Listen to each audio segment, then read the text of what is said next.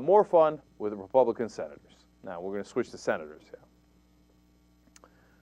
Senator Inhofe is talking to Senator Boxer about global warming, and he's bragging. He's talking about how they killed the climate change negotiations that were going to go on a worldwide basis, and he's gloating. In fact, let me give you some quotes first. He says, "I proudly declare 2009 as the year of the skeptic, the year in which scientists who question the so-called global warming consensus are being heard." Now, I don't know where he gets that information. I still haven't seen any scientists doing that, except scientists that work for ExxonMobil, et cetera, right? I believe it's still either 98 or 99% of all scientists believe, yes, global warming is real and it's man-made.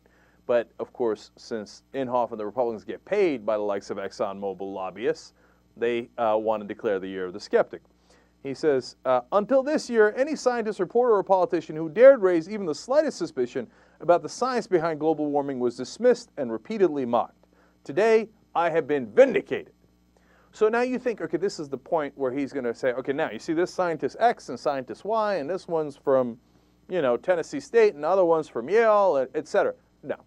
Okay, he stops right there, and then he says, it's because this climate change negotiations worldwide have been stopped. Now, but they were stopped because of politics, because of people like you who make it impossible to pass the bill in the House, in the Senate in this case, because you're going to filibuster and you're going to get a couple of corporatist Democrats to join you.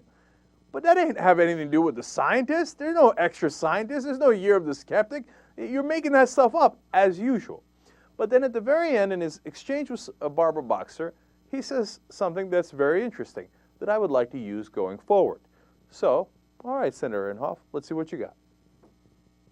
Well, first of all, Madam Chairman, I'm sorry I'm a little late. As I told you, I was busy reading this morning's roll call about our article. About the two of us there in this.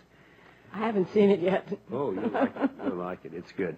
And this is one of the many areas in which we agree. There's so much concentration on the areas we disagree. The fact that this whole idea on the global warming, I'm glad that's over, gone, done, we won, you lost, get a life. Now, Wait a minute. Wait a minute. So, Wait a minute. okay, so Senator Inhofe, let me get this right. We won, you lost, get a life. Oh, I'm going to remember that. Okay, because my recollection of 2008 isn't how that went. Okay, now in this case, you're saying it's about climate legislation and you wound up killing it. And he says, oh, and we all agree on that thank God it's over. And that's when Barbara Boxer was like, what do you mean we all agree to that? I don't agree to that. We don't agree to that at all. And then he gloats. We won, you lost, get a life. I'm coming back to that, Senator Inhofe. I'm going to come back to that a lot. I'm going to come back to it in healthcare reform. I'm going to come back to it in financial reform. So thanks. We appreciate that quote. JR. When I heard that, it kind of goes back to illustrate the thing that happens all the time. It's not about legislation. It's not about the law. It's not about anything they want to do. It's not about anything doing for the American people. It's about winning and losing between Republicans and Democrats. They're butthurt and they're still hurt in their hearts. We lost. Does that mean we're losers? Oh my God. So then it's a fight for the Republican Party. It has nothing to do with the country. It has nothing to do with anything that they're actually talking about. Nothing is going to change in the country. Nothing, not even any of their supposed points of view, things they want. Hey, you guys, we won. We won. Loser. They can't wait to say that. They can't wait, man. They can't wait. I mean, they're down to 40 senators, and they're saying things like, we won, you lost, get a life.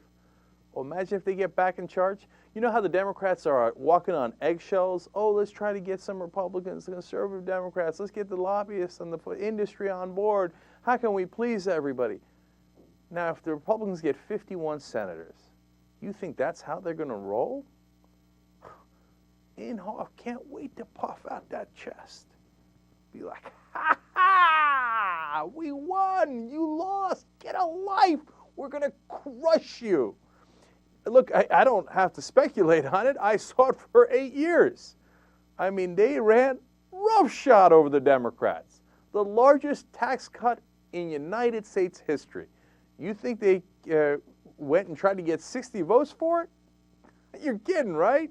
No, reconciliation. Didn't even have a second thought. They're like, how should we do it? Reconciliation. Done. Okay, done. 51 votes, and it's passed. Destroyed the budget, right? And then they turn around and claim, therefore, balanced budgets and reducing the deficit. Have you seen all the TYT videos from today? Check out the Young Turks YouTube channel. Do it already.